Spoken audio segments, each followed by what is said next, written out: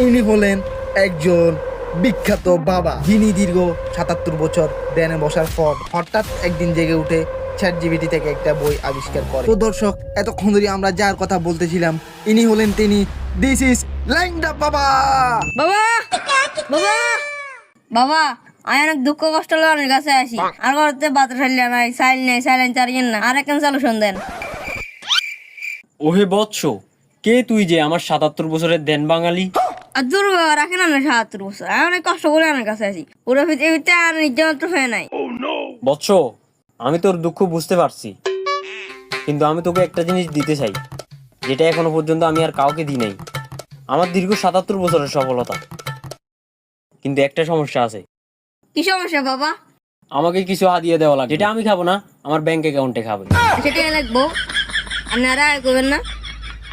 মা, আজ মনে হচ্ছে ২০০-৩০০ টাকা দিবি।